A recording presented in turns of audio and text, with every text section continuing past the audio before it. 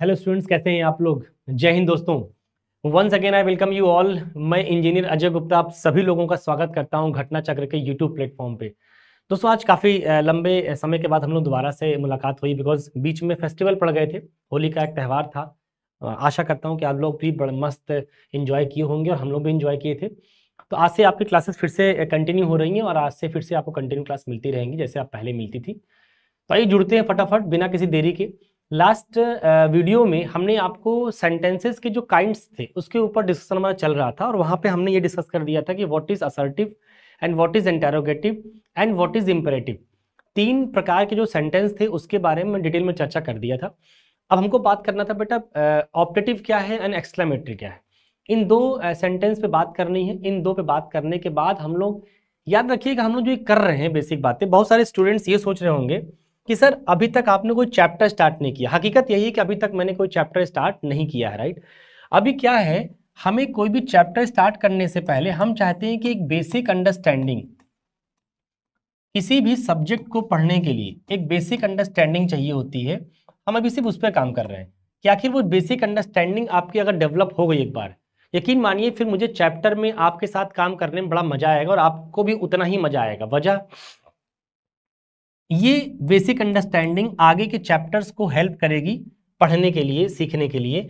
हम जो आपकी क्लास में पहला चैप्टर स्टार्ट करेंगे, पहला चैप्टर जो स्टार्ट करेंगे वो स्टार्ट करेंगे डियर टेंसेस। ये हमको पढ़ना है, हमारा पहला चैप्टर यही है। देन हमको पढ़ना है कॉजेटिव वर्ब। देन हमको पढ़ना है conditional, conditional sentence.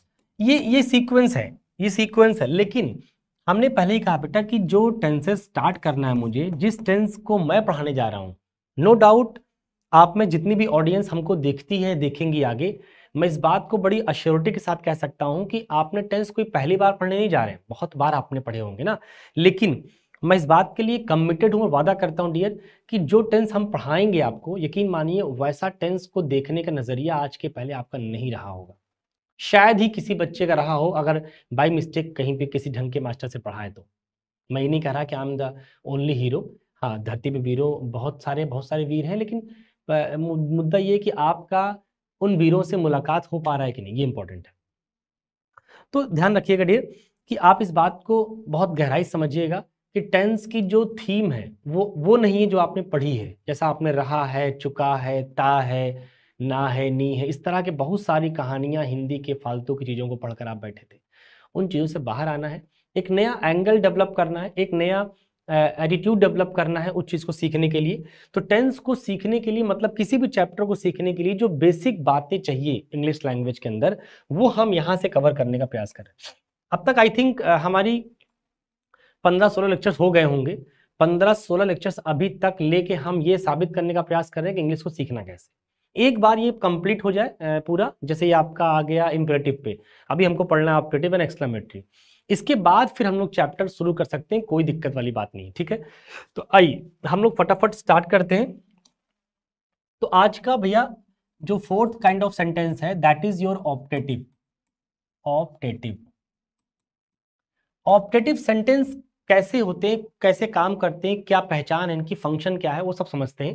What is optative, कहते हैं जैसे आपने देखा था कि असर्टिव सेंटेंस में हम कुछ कहते और बताते हैं, से एंड टेल, कुछ कहते और बताते हैं। इंट्रोगेटिव सेंटेंस में हम कुछ पूछते हैं, आस्क करते हैं। अब पूछना आपका दो तरह से हो सकता है, एक हो सकता है कि आप कोई रीजन, कोई पूछ रहे हो किसी से, या फिर किसी को आप कंफर्मेशन ले रहे हो किसी से, राइट। दो बातें हो सकती हैं। फिर इम्परेटिव में ना तो आप कुछ कहते बताते हैं, ना आप कुछ पूछते हैं, बल्कि आप क्या करते हैं, कोई एडवाइस करते हैं, कोई ऑर्डर करते हैं, कोई रिक्वेस्ट करते हैं। तो while giving the advice, while giving request, while giving orders, इन सब को करते वक्त हम जो सेंटेंस यूज करते हैं that sentence belongs to imperative, right. तो इम्परेटिव सेंटेंस के स्ट्रक्चर्स भी देखे थे कि वर्ब की फर्स्ट फॉर्म सेंटेंस शुरू हो रहे थे, नेगेटिव सेंटेंस था डू नॉट प्लस वर्ब की फर्स्ट फॉर्म, राइट। इसके एग्जाम्पल भी देखे गए थे। आज हम बात करते हैं dear what is optative. Optative कैसे काम करता है, किस तरीके से ये बिहेव करता है, इसका क्या यूज है, कहाँ पे यूज करते हैं। तो कहते हैं कि जब भी कभी आपको it shows your, it shows your wish, it shows your wish, pray and कर्स।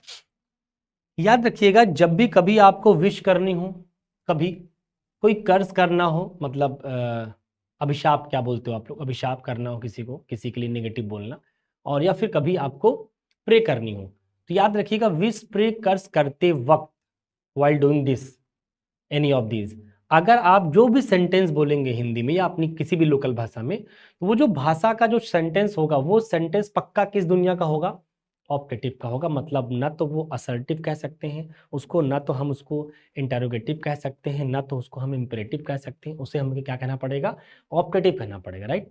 तो ऑप्टेटिव सेंटेंस यही होते हैं कि हम जब भी कभी विश करें, जब भी कभी प्रे करें, या जब भी कभी आपको कर्ज करें, तो कर्ज एक नेगेटिव वे ऑफ टोन होता है बोलने का, किसी को अभिशाप देना, मतलब श्राप टाइप का होता है। तो ये सब चीजें होती हैं, इनको हम ऑप्टेटिव सेंटेंस में डील करते हैं। आइए समझते हैं कि सेंटेंस में, चलो ठीक है, समझ में आ गया कि सर विश कैसे करेंगे, प्रे करेंगे, कर्ज करेंगे तो ऑप्टेटिव सेंटेंस यूज करेंगे। तो ऑप्टेटिव सेंटेंस हम देखते ही जान कैसे पाएंगे, how we come to know by seeing the sentence that that sentence belongs to optative और नॉट। हम कैसे जानेंगे कि वो सेंटेंस ऑप्टेटिव का है या नहीं, इसकी जानकारी कैसे मिलेगी। आइए, कहते हैं कि जो ऑप्टेटिव सेंटेंस का स्ट्रक्चर होता है भैया, स्ट्रक्चर वो कैसे होता है। याद रखिए, दुनिया का कोई भी सेंटेंस अगर ऑप्टेटिव है, दुनिया का कोई भी सेंटेंस अगर ऑप्टेटिव है, तो it always starts with, it always, always बोल रहा हूं, हमेशा, not sometimes, always starts with may. कोई भी सेंटेंस अगर ऑप्टेटिव होगा तो वो हमेशा में शुरू होगा। अच्छा, मे एक मॉडल है, मैं पहले भी कई बार बेटा बोला हूं, एक बार फिर से बोल दे रहा हूं कि जितनी भी मॉडल्स वर्ब होती हैं, इसके बारे में चर्चा करेंगे जब पढ़ाएंगे तब, अभी सिर्फ इतना समझ लो कि जब जो मॉडल वर्ब्स होती हैं, इनके बाद वर्ब की फर्स्ट फॉर्म आती है, always use V1 after these models. Modal verbs के बाद हमेशा क्या आता है, फर्स्ट फॉर्म आता है, बेस फॉर्म आता है, ठीक। आ जाओ, तो मैंने कहा कि आप स्टार्ट करेंगे सेंटेंस को मे से, फिर आप लिखेंगे सब्जेक्ट, फिर आप लिखेंगे वर्ब की फर्स्ट फॉर्म। क्यों फर्स्ट फॉर्म, क्योंकि आपने मे यूज किया है, तो मे के बाद जो भी वर्ब आएगी फर्स्ट ही फॉर्म में आएगी, राइट। और वर्ब के बाद आप क्या लिखेंगे, that is your object and other word. May plus subject plus verb plus object plus other word, ये चार चीजें मिलाकर सेंटेंस बनते हैं। इन्हीं चार को फोकस करना है। ध्यान सुनिएगा, मैंने कहा था आपको कि अगर कोई सेंटेंस ऑप्टेटिव होगा तब तो मे से शुरू होगा। मैंने ये नहीं कहा कि अगर कोई सेंटेंस मे से शुरू हो रहा है तो वो ऑप्टेटिव होगा, मतलब vice versa is not true. मतलब मैं ये कह रहा हूं कि अगर कोई सेंटेंस ऑप्टेटिव है, मतलब विश, प्रे एंड कर्स की बात चल रही है, तो पक्का है it always starts with may, then subject, then verb, then object, right. But अगर कोई सेंटेंस मे से शुरू हो रहा है, वो ऑप्टेटिव ही होगा, there is no guarantee. For example, suppose करिए क्लास में मैं पढ़ा रहा हूँ, ठीक, बहुत सारा बच्चा लोग पढ़ रहा है, आप लेट उस दिन हो गए क्लास आने में, तो जैसे ही आप पहुंचे तो क्या करेंगे, आप डायरेक्ट क्लास में इंटर कर जाएंगे या आप क्लास टीचर से कुछ पूछेंगे, कुछ पूछेंगे तो क्या पूछेंगे कि सर मे आई कम इन, मे आई कम इन। अगर मे आई कम इन बोल रहे हैं, इसका मतलब है कि आप पूछ रहे हैं या विश प्रे कर्स कर रहे हैं, पूछ रहे हैं, आस्क कर रहे हैं। और आस्किंग टेंडेंसी किस सेंटेंस में होती है, इंटरोगेटिव में होती है, यस नो। इसका मतलब है कि सर मे से शुरू होने वाला सेंटेंस तो इंट्रोगेटिव भी हो सकता है। क्यों ऐसा बोलना पड़ रहा है, खुद सोचो, खुद सोचो। कहां चला गया भाई, देखिए मैंने कहा जरा सोचो कि अगर कोई सेंटेंस में से शुरू हो रहा है, जो इंट्रोगेटिव का जो स्ट्रक्चर होता है, इस बात को जरा समझ लो बेटा, बहुत इंपॉर्टेंट है, कंफ्यूज करेगा आपको बाद में। जिनका मतलब जो बिगिनर्स है, मैं तो यही मान के चल रहा हूँ कि मैं एक ऐसी ऑडियंस को पढ़ा रहा हूँ जो अभी इंग्लिश में बहुत छोटा है, मतलब उससे कुछ भी बहुत नहीं पता है, एकदम स्टार्टिंग से पढ़ना चाह रहा है, और घटना चक्र के इस प्लेटफॉर्म से जुड़कर वो चाहता है कि मैं इंग्लिश सीखूं। तो मैं आपको विश्वास पहले भी दिलाया था, अभी भी दिला रहा हूँ, बस आप कंटिन्यूअस हर लेक्चर को बहुत बारीकी से पढ़ने सुनने का प्रयास करिए। निश्चित रूप से आप इंग्लिश में इतना कॉन्फिडेंस फील करेंगे कि जो आपने आज तक नहीं फील किया होगा। बस एक एक लेक्चर को एक सीक्वेंस पढ़िएगा, ठीक है। आइए, हमने कहा इंट्रोगेटिव का जो स्ट्रक्चर था वो यही था ना कि जो हेल्पिंग वर्ब होगी वो सब्जेक्ट के पहले आएगी, देन यहाँ आपकी मेन वर्ब आएगी, देन यहाँ आपकी ऑब्जेक्ट आएगा, देन यहाँ आपका अदर वर्ड आएगा। बोलो हाँ। मैंने ये भी कहा था कि अगर कोई इंट्रोगेटिव वर्ड होगा तो सबसे पहले आ जाएगा, मतलब यहाँ पे इंट्रोगेटिव वर्ड लिख लिया जाएगा, सबसे पहली पोजीशन उसकी हो जाएगी, रहेगा तो। वरना इसके ना आने और आने से कोई सेहत पे प्रभाव नहीं पड़ने वाला इंट्रोगेटिव स्ट्रक्चर। ना ये बदलेगा, ना ये बदलेगा, ना ये बदलेगा, ना ये बदलेगा, ना ये बदलेगा, इवन क्वेश्चन मार्क भी नहीं बदलेगा। तो इसके जाने और आने से कोई प्रभाव इसको पड़ता नहीं। पड़ता सिर्फ इतना है कि अगर ये आ गया तो इसकी अपनी मीनिंग सेंटेंस के अंदर इन्वॉल्व हो जाएगी, लेकिन अगर ये नहीं है तो इसकी कोई मीनिंग नहीं रहेगी। सिंपल। इसका मतलब है कि इंट्रोगेटिव सेंटेंस यही है कि अगर सब्जेक्ट के पहले हेल्पिंग वर्ब रखी जाए, और मैंने सिखाया था बेटा कि अगर सब्जेक्ट के बाद हेल्पिंग वर्ब लिख रहे हो तो ये असर्टिव वाली फीलिंग है। यही अंतर सिखाया था असर्टिव और इंट्रोगेटिव के अंदर। तो इंटरोगेटिव के अंदर क्या था कि helping verb is placed before subject, and assertive में क्या था, helping verb placed after subject, right. अगर ये बात समझ में आ जाए तो देखो, may is a kind of modal verb, और जितनी भी मॉडल वर्ब्स होती हैं वो हेल्पिंग वर्ब का काम करती हैं। किसका काम करती हैं? हेल्पिंग वर्ब का। नहीं पता तो जान लीजिए, जो भी मॉडल वर्ब्स होती हैं इन मॉडल वर्ब्स को हम दूसरी भाषा में हेल्पिंग वर्ब बोल सकते हैं, कोई प्रॉब्लम वाली बात नहीं है। हेल्पिंग वर्ब, ठीक है। अगर ये हेल्पिंग वर्ब है इसीलिए तो ये मेन वर्ब लिखी गई है आगे से। इसी मेन वर्ब को सपोर्ट करने के लिए हमने हेल्पिंग वर्ब लिखा है मॉडल के तौर पर, ठीक है। अच्छा, जब ये बात समझ जाओगे तुमको लगेगा हाँ सर ये तो हेल्पिंग वर्ब लिखा गया है, हेल्पिंग वर्ब सब्जेक्ट के पहले आया है, तो ये स्ट्रक्चर इंटरोगेटिव का होता है कि नहीं। इसीलिए मैंने मना किया कि बेटा मे से शुरू होने वाले सारे सेंटेंस ऑप्टेटिव होंगे, कोई गारंटी नहीं। मे से शुरू होने वाले वही सेंटेंस ऑप्टेटिव होंगे जो विश, प्रे और कर्स शो करेंगे, जिनके अंदर फीलिंग पूछने वाली ना हो, जिनके अंदर फीलिंग विश करने की हो, प्रे करने की हो, कर्स करने की हो। या फिर तुम उल्टा बोल लो कि सर अगर ऑप्टेटिव है तो पक्का मे शुरू होगा। ये बात सही है। अंतर समझ में आ गया? चल आइए कुछ एग्जाम्पल से बात को समझते हैं। एक एग्जाम्पल दिया डियर, मे यू, चलो एक आध दो हिंदी लिख देता हूं ताकि तुमको सेंटेंस ट्रांसलेशन में दिक्कत ना हो। ईश्वर करे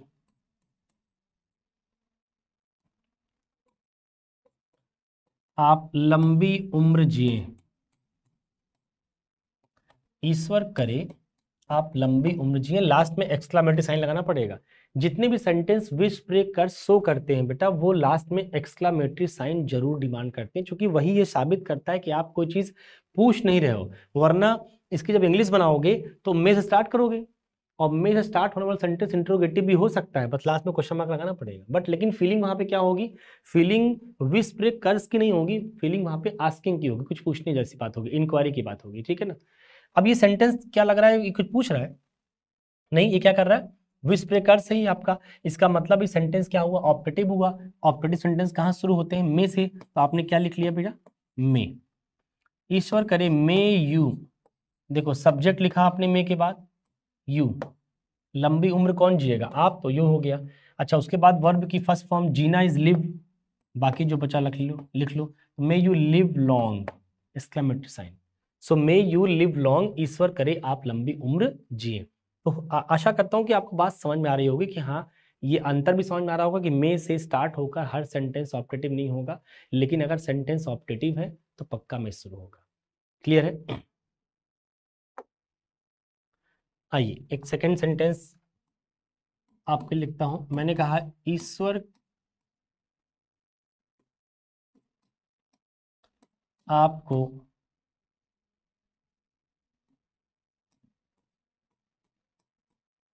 आशीर्वाद दे।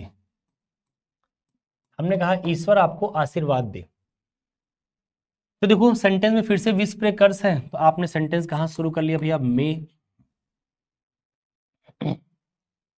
इसके पहले वाले सेंटेंस में यहां पे वर्ब थी जीना, तो वर्ब जो इस काम को करेगा वही सब्जेक्ट होगा। जीने वाला काम कौन कर रहा था? आप, इसलिए सब्जेक्ट यू था, ठीक। लेकिन जरा यहां देखो, यहाँ पे वर्ब क्या है, आशीर्वाद देना। अगर आशीर्वाद देने की बात चल रही है तो आशीर्वाद कौन दे रहा है, ईश्वर दे रहा है, दे रहा नहीं दे रहा है, तो जो उस एक्शन को करेगा वही तो सब्जेक्ट होगा। तो इस बार सब्जेक्ट ईश्वर है, तो आपने क्या लिखा, मे गॉड। आशीर्वाद देने को बोलते हैं भैया ब्लेस। ब्लेस का मतलब आशीर्वाद देना। May God bless you, exclamatory sign. So may God bless you, तो एक्सक्लेमेटरी साइन लगाना मत भूलिएगा, बिकॉज ये हमें ये दिखाना है कि ये इंट्रोगेटिव नहीं है, ये एक्सक्लेमेटरी, सॉरी ऑप्टेटिव है, ठीक है। आ जाओ, एक सेंटेंस मैंने आपके लिए बेटा और लिख दिया। जब भी इंसान किसी से बड़ा नाराज होता है, दुखी होता है, किसी ने कुछ उसका बहुत गलत किया होता है, कुछ ज़्यादा ही गलत किया होता है, तब मतलब उसी कंडीशन में लोग इस तरह की बातें किसी की बोलते हैं। भाई श्राप कोई क्यों देगा आपको, तभी देगा जब आपने उसके साथ बहुत ही जघन्य अपराध किया होगा, मतलब वो एक ऐसा अपराध होगा जिसको माफ तो नहीं किया जा सकता हो ना, ऐसा। तो मैंने कहा ईश्वर करे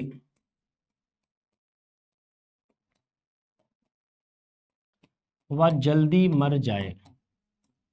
तो हम किसी के बारे में बात बोल रहे हैं, ईश्वर करे वो जल्दी मर जाए, इसका मतलब हम किसी को क्या दे रहे हैं, श्राप दे रहे हैं, अभिशाप कर रहे हैं। तो अगेन ये विश प्रे कर्स का मामला है, तो सेंटेंस क्या है, ऑप्टेटिव है। स्टार्ट कहाँ से होगा भैया, मे से। अच्छा, इस बार मरना इज वर्ब, तो कौन मरेगा, ईश्वर थोड़े मर रहा है, वह मर रहा है, तो वह सब्जेक्ट हो गया। मे ही डाई सून, सो मे ही डाई सून, ईश्वर करे वह जल्दी मर जाए, मे ही डाई सून। तो ध्यान रखना है डियर कि ऑप्टेटिव सेंटेंसेस के स्ट्रक्चर्स आपको आने चाहिए किसी भी कीमत पर। कभी भी आपके सामने स्ट्रक्चर्स आए तो समझ जाएं कि हाँ सर ये असर्टिव है, ये इंटरोगेटिव है, ये इंपरेटिव है, ये हमारा ऑप्टेटिव है। मतलब एक जो डिफरेंट काइंड्स ऑफ सेंटेंसेस है, इनके सबके लुक अलग अलग है। लुक का मतलब स्ट्रक्चर, शकल अलग अलग है। इवन इनका फंक्शन भी अलग अलग है। असर्टिव अलग सेगमेंट के लिए आता है, से या टेल कहने बताने के लिए। इंट्रोगेटिव अलग सेगमेंट के लिए आता है, कुछ पूछने के लिए। इंपरेटिव कुछ एडवाइस, ऑर्डर या रिक्वेस्ट करने के लिए आता है। ऑप्टेटिव आपका विश प्रे कर्ज के लिए आता है। तो कुल मिला के अलग अलग सेगमेंट के लिए सारे सेंटेंसेस आते हैं, ठीक है। जब ये बात समझ में आ जाए, आइए एक मैं चाहता हूं कि एक आप भी करें, एक आप भी करें। एक आपको एग्जांपल दिया,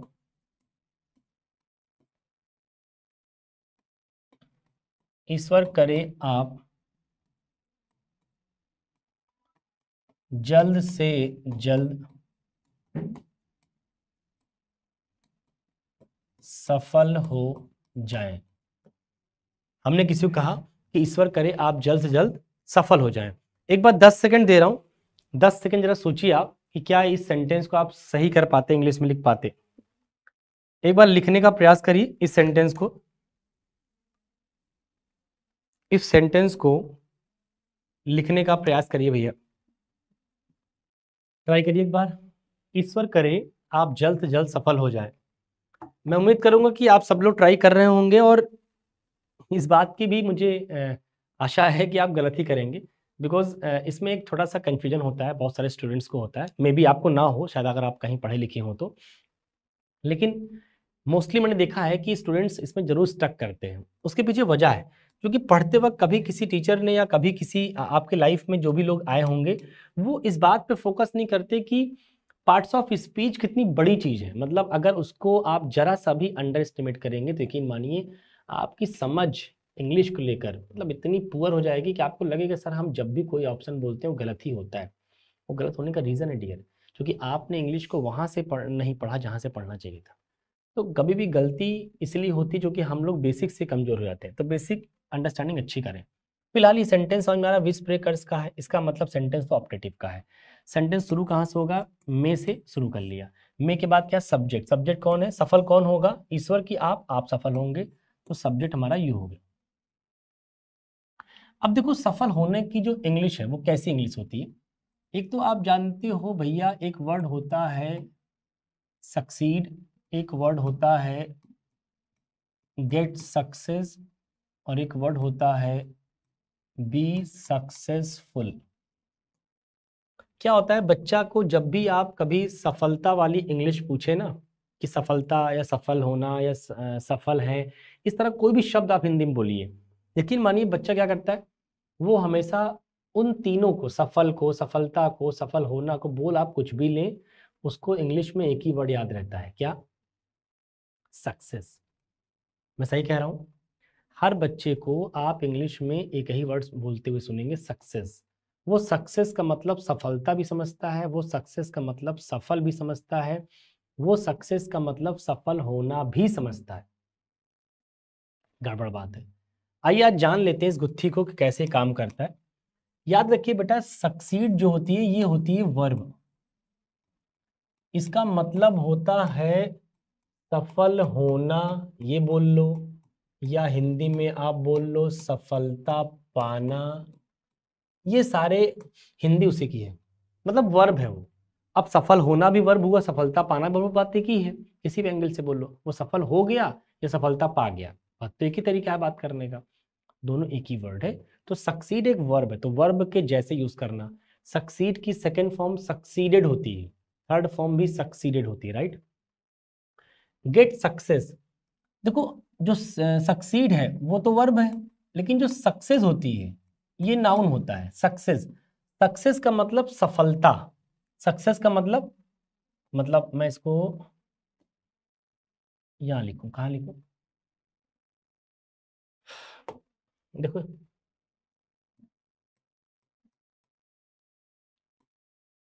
जरा इसको समझ लो कैसे हम इसको डिकोड कर रहे हैं।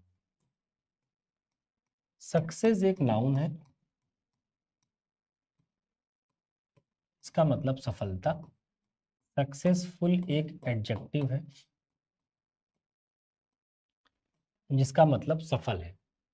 अगर आप तो मैं पूछूं कि सक्सेस को हिंदी में क्या समझेंगे, तो याद रखिएगा सक्सेस की हिंदी आप क्या समझते ये मैं नहीं जानता, बट आज से यही समझिए, सक्सेस का मतलब सफलता। सक्सेस का मतलब सफलता। जैसे मैंने कहा कि आई लाइक योर सक्सेस, मुझे आपकी सफलता पसंद है, आई लाइक योर सक्सेस। लेकिन अगर कोई आदमी सफल हो गया है तो हम क्या बोलेंगे, वो सफलता है या वह सफल है, तो आप बोलेंगे सर सफल आदमी है, तो he is successful, not he is success. He is success नहीं बोल सकते आप, ही इज सक्सेसफुल बोलना पड़ेगा। क्यों?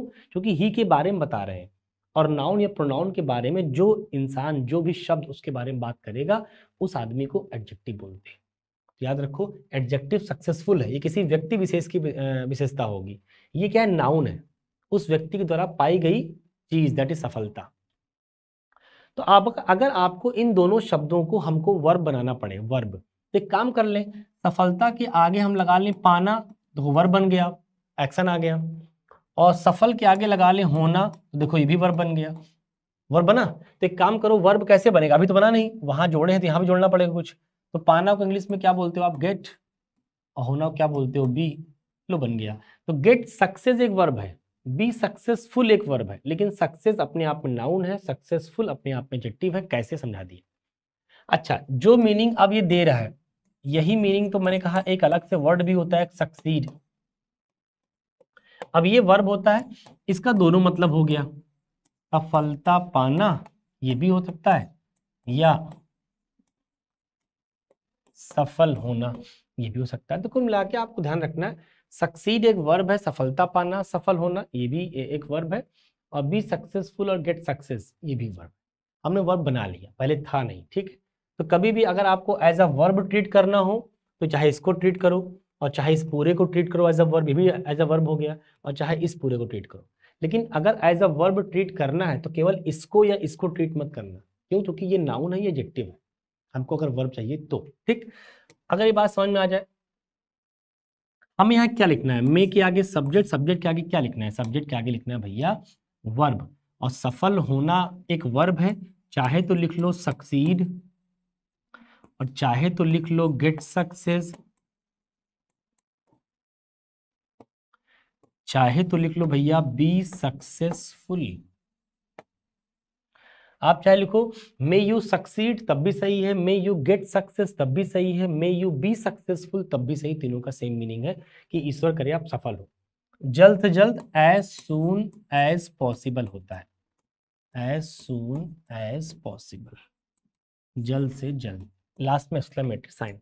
सो may you succeed as soon as possible, या may you get success as soon as possible, या may you be successful as soon as possible. ये है बेटा। आई होप की बात समझ में आ गई होगी कि ऑपरेटिव सेंटेंस डील कैसे करते हैं, और ये सक्सेस की जो डिफरेंट काइंड्स ऑफ इसके फेसेस थे, वेरिएशन था, वो पकड़ में आ गया होगा। ठीक है, चलो, तो ये आपका रहा ऑप्टेटिव सेंटेंस की ऑप्टेटिव सेंटेंस कैसे काम करते हैं। आइए समझते हैं थोड़ा सा।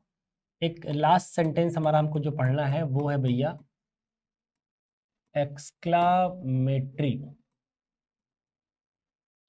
ऑप्टेटिव के बाद जो बचा रह गया है वो है आपका एक्सक्लामेटरी। एक्सक्लामेटरी सेंटेंस कैसे काम करते हैं, क्या फंक्शन है इनका ना, कहाँ पे यूज करते हैं, वो सब देखते हैं। आइए, कहते हैं कि इट शोज योर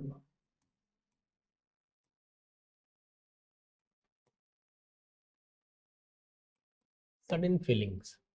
एक्सक्लामेटरी किस प्रकार के सेंटेंस होते हैं? एक्सक्लामेटरी ऐसे सेंटेंस होते हैं जो आपकी सडन फीलिंग्स को शो करते हैं। सडन फीलिंग्स को, जैसे मान लीजिए आपने किसी चीज को देखा, देखने के बाद जो आपका रिएक्शन होता नहीं कि आप कोई चीज, अच्छी चीज देखेंगे तो अच्छा रिएक्शन करते हैं और खराब चीज देखते हैं तो खराब रिएक्ट करते हैं। कोई मूवी देखी आपने, मूवी बड़ी शानदार थी, गजब की मूवी थी, देख के एकदम मजा आ गया आपको, तो आपने कहा सर मजा आ गया भाई साहब, मूवी मूवी कितनी अच्छी थी बता नहीं सकते हम।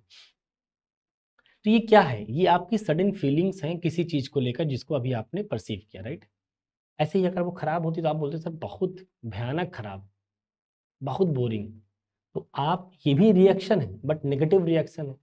कुल मिला के आप जब भी कोई चीज देखते हो, सुनते हो, पढ़ते हो, जानते हो, तो जो सडन फीलिंग मन में आती है, उस सडन फीलिंग को एक्सप्रेस करने के लिए जो सेंटेंस आप यूज करेंगे, ना तो वो असर्टिव होगा, ना तो वो इंटेरोगेटिव होगा, ना तो वो इम्परेटिव होगा, ना तो वो ऑप्टेटिव होगा, बल्कि क्या होगा, वो एक्सक्लामेटरी होगा। It shows your sudden feelings. जितनी भी आपके एक्सप्रेशंस होंगे रिगार्डिंग योर सडन फीलिंग्स, तो वो सारे के सारे सेंटेंस आपके जाएंगे इसमें, एक्सक्लामेटरी में। रही बात इसकी कि सर इसको सेंटेंस में कैसे स्ट्रक्चराइज करेंगे, इसका स्ट्रक्चर क्या होगा, आइए उसको भी देख लेते हैं एक बार। फिर हम सारे सेंटेंसेस को एक बार कंपेयर कर लेंगे, ठीक है ना। स्ट्रक्चर, स्ट्रक्चर बेटा दो होते हैं एक्सक्लामेटरी के। पहला होता है, एक आप चाहो तो व्हाट से शुरू कर लो, व्हाट लगा लो, फिर आर्टिकल ए एन लगा लो, फिर एक एडजेक्टिव लगा लो, फिर एक नाउन लगा लो, या फिर एक सब्जेक्ट लगा लो, और फिर एक वर्ब लगा लो, और लास्ट में एक्सक्लामेटरी साइन यहाँ पर भी। एक तरीका है कि आप सेंटेंस को व्हाट से शुरू ना करो, हाउ से करो, फिर आप लगाओ एडजेक्टिव, फिर आप लगाओ सब्जेक्ट, फिर आप लगाओ वर्ब, लास्ट में एक्सक्लेमेटरी साइन। अच्छा, इसमें फर्क क्या है? अगर आपको दिख रहा हो तो ठीक है, वरना मैं दिखा भी देता हूं आपको, प्रयास कर रहा हूं दिखाने का, आप शायद देख पाए। इसके बहुत सारे कलर गायब हो जाते हैं भाई, कहाँ चले जाते हैं?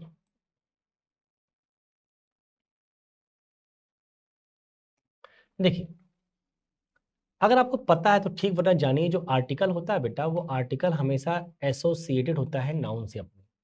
अभी आगे आर्टिकल हम पढ़ाएंगे, वहां बताएंगे आपको कि आर्टिकल एक ऐसी विधा है, एक ऐसी चीज है जिसका संबंध केवल नाउन से है, बिकॉज वो डिटर्मिनर होता है। Article is a kind of determiner. Determiner जितने भी होते हैं वो सब के सब किसी न किसी नाउन के साथ ही एसोसिएट करते हैं, बिकॉज नाउन को डिटर्मिन करने के लिए ही उनको इस्तेमाल किया जाता है, ठीक है।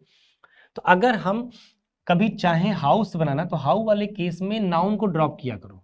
अगर नाउन दिया है तो व्हाट लगाओ, नाउन नहीं दिया है तो हाउ लगाओ। अच्छा, नाउन नहीं रहेगा तो आर्टिकल ऑटोमेटिक गायब हो जाएगा, क्योंकि ये आदमी इसी के लिए आया था। इसीलिए जैसे हमने यहाँ नाउन गायब किया, ये ऑटोमेटिक गायब हो गया, तो बचा क्या? एडजेक्टिव लिख लिया, बाकी सब वही।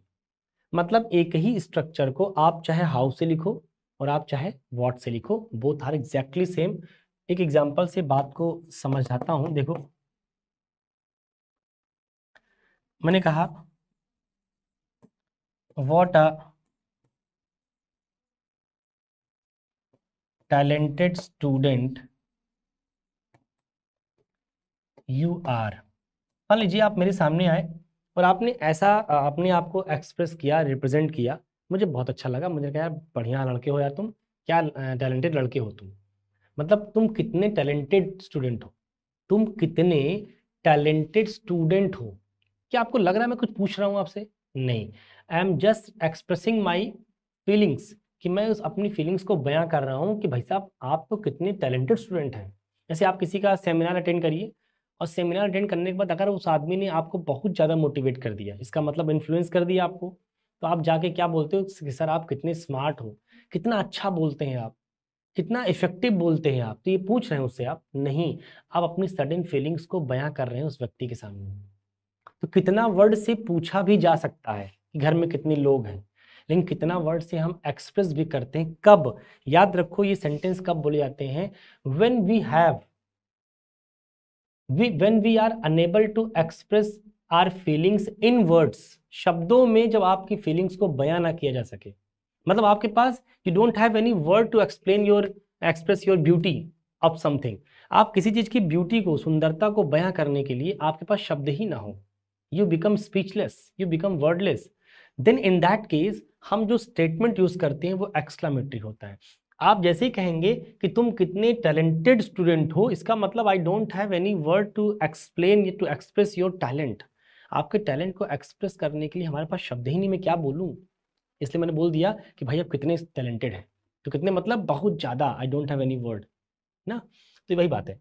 तो what a talented student you are, देखो व्हाट लिखा, आर्टिकल ए एन लगाया, एडजेक्टिव लिखा, स्टूडेंट नाउन लिखा, then subject, then verb. Clear? हमने क्या किया, इसी सेंटेंस को आप चाहते तो हाउस से भी लिख सकते थे। अगर आप हाउस से लिखते तो कैसे लिखते?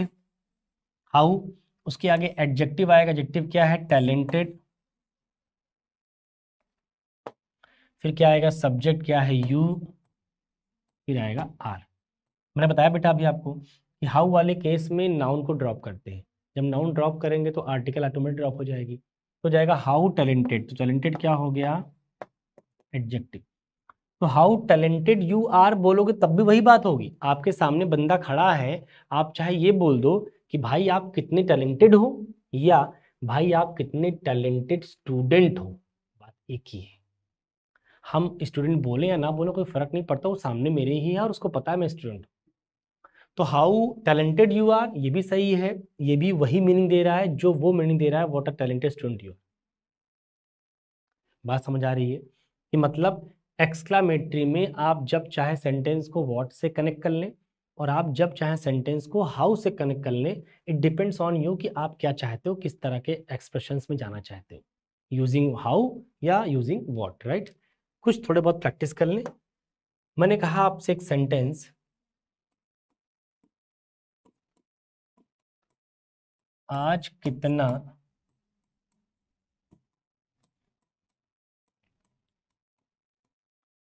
सुंदर मौसम है। आज कितना सुंदर मौसम है। जैसे आप मौसम अभी निकलिए बाहर मार्केट में इवनिंग में आजकल, तो आप देखेंगे बड़ा मतलब सुहाना सा फीलिंग आती है कभी कभी। हालांकि इस समय तो बहुत धूप हो रही है, टाइट धूप हो रही है, बट फिर भी इवनिंग के टाइम पे मौसम थोड़ा अच्छा हो जा रहा है आजकल। तो मैंने कहा आज कितना बढ़िया मौसम है। तो अगर मुझे, मैं ये बात बोल रहा हूँ किसी व्यक्ति से कि आज कितना बढ़िया मौसम, सुंदर मौसम है, तो क्या मैं पूछ रहा हूँ? Am I asking something? नहीं, मैं तो अपनी फीलिंग्स को बयां कर रहा हूँ कि I don't have any word to express the beauty of weather today. हम आज के मौसम की ब्यूटी को शब्दों में बयान नहीं कर पा रहे हैं, तो हमने कहा कि आज कितना सुंदर मौसम। तो इसका मतलब ये क्या है? हमारी सडन फीलिंग्स है। और अगर सडन फीलिंग्स हैं डियर, तो इसका मतलब ये सेंटेंस किस कैटेगरी में जाएगा? एक्सक्लामेटरी में जाएगा। और एक्सक्लामेटरी सेंटेंस अगर है तो इसकी इंग्लिश बनाना आपको आना चाहिए। एक बार आप जरा इंग्लिश बनाए इसकी, 10 सेकेंड का आपको वक्त दे रहा हूँ। इसको इंग्लिश में अगर लिखते तो कैसे लिखते, ट्राई करिए एक बार जरा।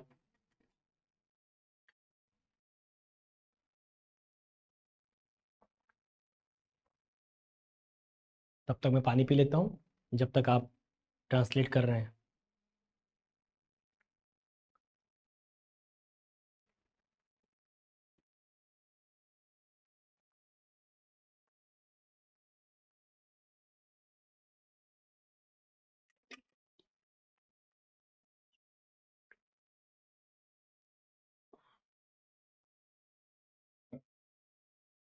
आई होप कि आपने ट्राई जरूर किया होगा, भले आप ना बना पाए होंगे बट ट्राई जरूर किया होगा, ऐसा मैं उम्मीद कर रहा हूँ।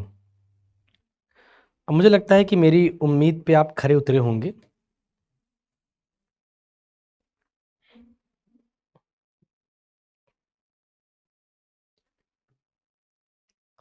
चलिए,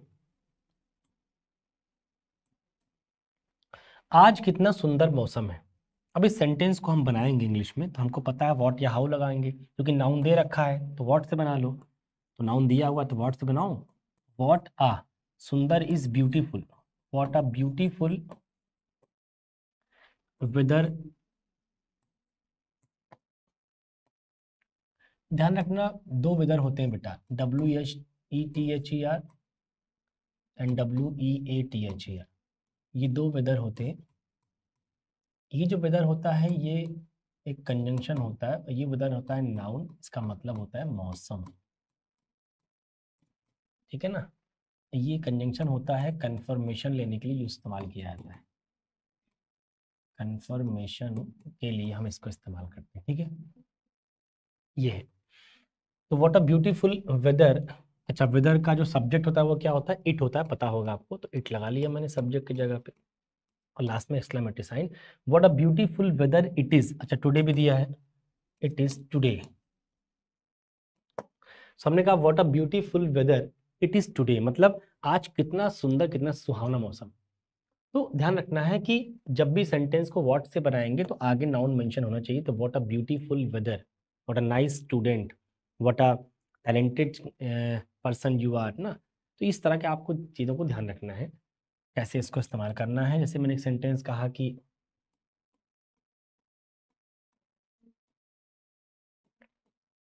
how smart you are, how smart you are. Exam में कई बार क्या करता है, इस स्मार्ट को हटा के लिख देता है how smartly you are, how smartly you are. अब देखो इस सेंटेंस को देखो, और एक सेंटेंस और दिखा रहा हूं।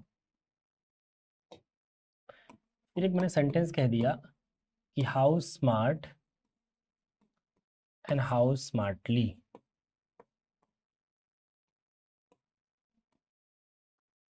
You did it. ये दो स्टेटमेंट है। उसने कहा कि कहाँ पर हमें स्मार्ट लिखना पड़ेगा, कहाँ पर स्मार्ट लिखना पड़ेगा। फिर से वही बात।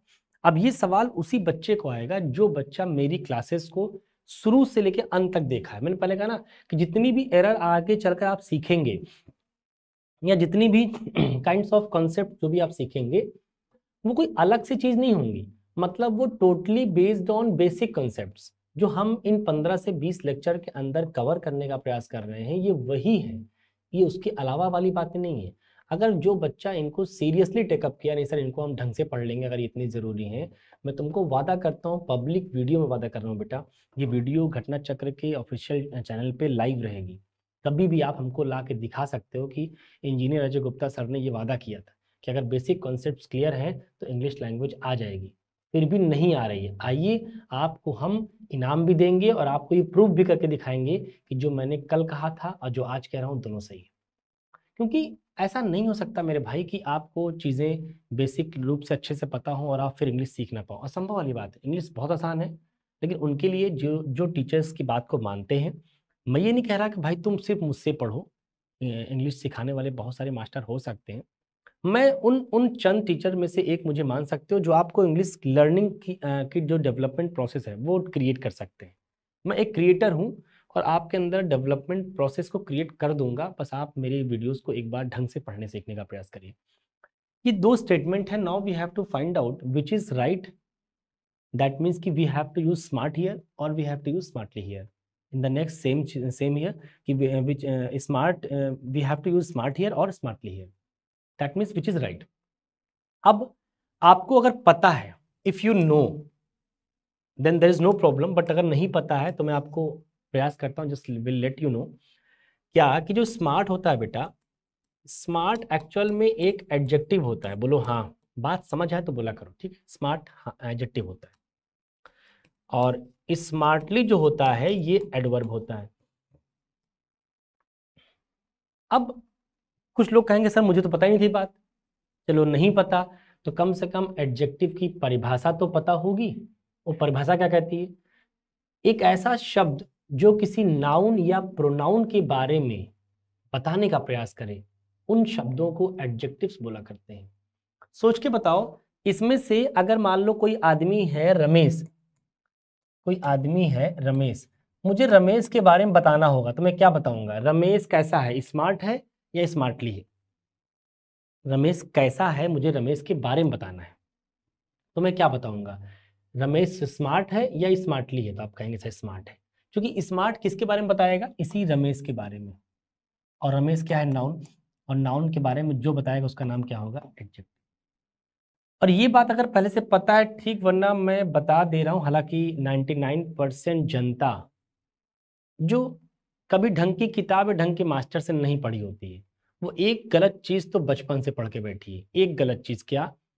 वादा करता हूं अगर ये बात सही लगे, आपको ठीक लगे, तो कमेंट बॉक्स में जरूर कमेंट करिएगा यस सर बिल्कुल आप सही पकड़े हैं। ये बात सबको गलत पता रहती है, उस गलती को इम्प्रूव करिए। क्या? बच्चा ही सीखा होता है कि सर हम जब भी किसी वर्ड में ly जोड़ देते हैं तो हम उसको एडवर्ब बना लेते हैं। ऐसा मुझे लगता है कि 99.99 स्टूडेंट्स ये जानते हैं। मतलब ये ऐसी जानकारी है जो सबके पास है, बड़ी जनरल जानकारी है, जबकि ये जानकारी गलत है। गलत क्या? इनकम्प्लीट बोल लीजिए, हालांकि इनकम्प्लीट चीजें गलत ही मानी जाती हैं, यस या नो, तो ये इनकम्प्लीट सी बात है। लेकिन मैं देख रहा हूँ कि पूरे उत्तर प्रदेश नहीं, पूरे इंडिया के अंदर जहां भी आपको पढ़ाया गया होगा वहां आपको बताया जाता है कि बेटा हम किसी वर्ड में ly जोड़कर उसको हम एडवर्ब बना लेते हैं। गलत बात है। मतलब बोलने वाले को थोड़ा सा मतलब शर्म करना चाहिए क्या बोल रहा है, लेकिन बोल देते हैं लोग, ठीक है कोई बात नहीं। याद रखो ये बात इनकम्प्लीट है। कंप्लीट बात क्या है? पूरी जानकारी क्या है? पूरी जानकारी ये है, अगर हम किसी नाउन के अंदर ly जोड़ते हैं तो वो बनता है एडजेक्टिव। मतलब ly जोड़ने के बाद वो एडवर्ब बनेगा ऐसी कोई गारंटी नहीं है, एडजेक्टिव भी बन सकता है। इंपॉर्टेंट ये है कि जोड़ा किसमें गया है। और अगर हम किसी एडजेक्टिव में ly जोड़ते हैं तो वो भैया एडवर्ब बन जाता है। अगर ly किसी एडजेक्टिव में जोड़ा जाएगा तब तो बनेगा एडवर्ब, लेकिन वही ly अगर किसी नाउन में जोड़ दोगे तब तो बन जाएगा एडजेक्टिव। अब ये बात ये आपको पता नहीं होगी, आज से याद रखिएगा, गलती नहीं होगी कभी। मैं एक एग्जांपल से बात को समझा भी देता हूं। देखो एक होम है और एक फ्रेंड है। हमको पहले से पता है कि होम का मतलब होता है घर। घर एक नाउन है, किसी जगह विशेष का नाम है, तो नाम है इसका मतलब नाउन रहा होगा, बोलो हाँ। फ्रेंड भी एक दोस्त है, किसी पर्सन को हम बोलते हैं, किसी पर्सन विशेष को बोलते हैं, दैट इज ये भी नाउन हो गया। अगर आप होम में ly जोड़ोगे तो क्या बन जाएगा बेटा? होमली। और फ्रेंड में जोड़ोगे तो क्या बन जाएगा? फ्रेंडली। बोला करिए भैया हाँ समझ में आए तो। अब ये पता ये क्या बने होंगे? ly जोड़ने के बाद जो ये बने होंगे, मैंने क्या कहा? नाउन में जोड़ेंगे तो क्या बनेंगे? एडजेक्टिव। तो इसका मतलब ये सारे के सारे क्या बन गए? एडजेक्टिव। कैसे पता? तुम बताओ फ्रेंडली का मतलब क्या होता है? लोग कहते हैं ना कि मैं कल वहां गया था और भाई साहब वो बहुत बड़े आदमी हैं लेकिन फिर भी उन लोगों ने बहुत फ्रेंडली बिहेव किया। क्या बोला मैंने? बहुत फ्रेंडली बिहेव किया। मतलब उनका जो बिहेवियर था, व्यवहार था, कैसा था? फ्रेंडली था। तो फ्रेंडली किसके बारे में बता रहा है? व्यवहार के बारे में। व्यवहार क्या है? नाउन। नाउन के बारे में जो बताएगा क्या हो जाएगा? एडजेक्टिव। हमने कहा कि मिस्टर शर्मा बहुत फ्रेंडली है, आप आराम से जाके बात कर सकते हैं, वो डांटेंगे नहीं आपको, बहुत फ्रेंडली है। कौन? शर्मा जी।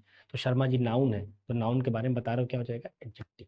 वैसे होमली, आप शहर के बाहर गए और आपको स्टे करना था, तो आपने एक पीजी लिया। पीजी मिलते हैं ना स्टे करने, होम स्टे। तो हुआ क्या कि उस जगह पे इतने जो लोग थे वहाँ पे, इतने बढ़िया लोग थे, इतने बढ़िया लोग थे, आपको लगा कि सर ऐसे लग रहा है मैं घर में ही हूँ। इतना ज़्यादा घर जैसा माहौल, बोलते नहीं, होमली बिहेवियर था। होमली बिहेवियर का मतलब घर जैसा वाला जो बिहेवियर होता है वैसा वाला। इसका मतलब होमली किसके बारे में बता रहा है? घर के बारे में बता रहा है, घर जैसा, एकदम घर जैसा होता वैसा है। इसका मतलब होमली भी क्या हो गया? एडजेक्टिव हो गया। तो कुल मिला के जानना यही था कि अगर हम ly जोड़ते हैं नाउन के अंदर तो एडजेक्टिव होता है, और अगर एडजेक्टिव में जोड़ते हैं तो फिर वो एडवर्ब होता है। इन बातों को बहुत अच्छे से आपको पकड़ कर रखना होता है, ठीक है ना? तो भी बात समझ में आ जाए तो जहां जरा जाओ तो स्मार्टली एडवर्ब है, स्मार्ट क्योंकि ये एडजेक्टिव है तो इसमें जोड़ोगे एडवर्ब बन जाएगा।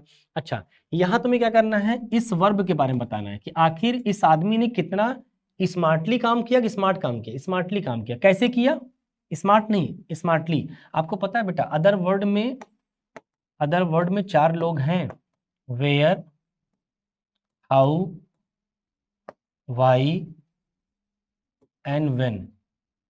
याद रखो, वेयर, हाउ, वाई, व्हेन, इन 4 चीज का रिप्लाई एडवर्ब होता है। सिखाया था अदर वर्ड के बारे में। अदर वर्ड में टोटल 4 चीजें होती हैं, इन चारों का रिप्लाई लेना कहां से होता है, वर्ब से, और जो आंसर आएगा वो एडवर्ब ही होगा।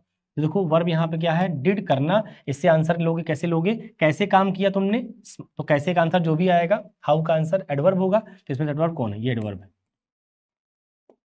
अच्छा, यहाँ तुम किसी वर्ब के बारे में क्वालिफाई नहीं कर रहे हो, यहाँ तुम कह रहे हो कि कितना स्मार्ट आदमी है। कितना स्मार्ट कौन है, यही तुम, हमने कहा तुम कितने स्मार्ट हो। तुम बताओ ये किसके बारे में लिखा जा रहा है, इसी यू के बारे में लिखा जा रहा है। यू क्या है, प्रोनाउन, और प्रोनाउन के बारे में जो कहलाता है वो क्या होगा, एडजेक्टिव। तो इस बार एडजेक्टिव ये है, ये नहीं है। तो वहां लिखा जाएगा हाउ स्मार्ट यू आर, और यहाँ लिखा जाएगा how smartly you did it. तो कुल मिला के समझना है कि आखिर वो कैसे मूव कर रहा है। मतलब एडवर्ब भी यहाँ पे हम जो ये शुरू में हमने लिखा था, इसको पत्थर की लकीर मत मान लीजिएगा, ये वेरिएशन लिखा यही जाता है इसलिए लिख दिया मैंने। ध्यान रखना कि ये एडजेक्टिव ही हमेशा नहीं रहेगा। एडजेक्टिव लिखा इसलिए यहाँ आर्टिकल लगाया, यहाँ पे नाउन लिख लिया। लेकिन जब जिस दिन ये एडवर्ब बन जाएगा तो उस वाली वर्ब को जब क्वालिफाई करेगा तो यहाँ एडवर्ब आएगा, तो फिर उस वक्त ये नाउन और ये आर्टिकल नहीं आएगा। बात समझ में आ रही। तो ध्यान रखिएगा, यहाँ कोई भी चीजें आ सकती हैं, डिपेंड करता है सेंटेंस के ऊपर। ओवरऑल ये समझने का प्रयास करिए कि व्हाट के स्ट्रक्चर्स कैसे बनते हैं, हाउ के स्ट्रक्चर्स कैसे बनते हैं, कैसे इनका फंक्शन होता है, क्या इनका मीनिंग आती है, असर्टिव में क्या करते हैं, इंट्रोगेटिव में क्या करते हैं, सारे स्ट्रक्चर्स को जाकर रिवाइज करो। असर्टिव अलग दिखता है, सब्जेक्ट शुरू होता है। इंट्रोगेटिव हेल्पिंग वर्ब शुरू होता है। इम्परेटिव वर्ब की फर्स्ट फॉर्म से या डू नॉट प्लस वर्ब की फर्स्ट फॉर्म शुरू होता है। ऑप्टेटिव में प्लस सब्जेक्ट प्लस वर्ब की फर्स्ट फॉर्म शुरू होता है। एक्सक्लेमेटरी व्हाट एंड हाउ से स्टार्ट होता है। तो कुल मिला के 5 के पांचों काइंड्स ऑफ सेंटेंस की मीनिंग भी अलग अलग निकलती है और इनकी स्ट्रक्चर्स भी, शकल भी अलग अलग होती है। आई होप कि बात समझ में आ गई होगी और यहाँ तक की बातों को आप अच्छे समझ भी गए होंगे। आगे के लेक्चर्स में हम लोग बात करेंगे टेंसेस के ऊपर। आज के लिए इतना ही, मिलते हैं नेक्स्ट वीडियो में। Thank you so much.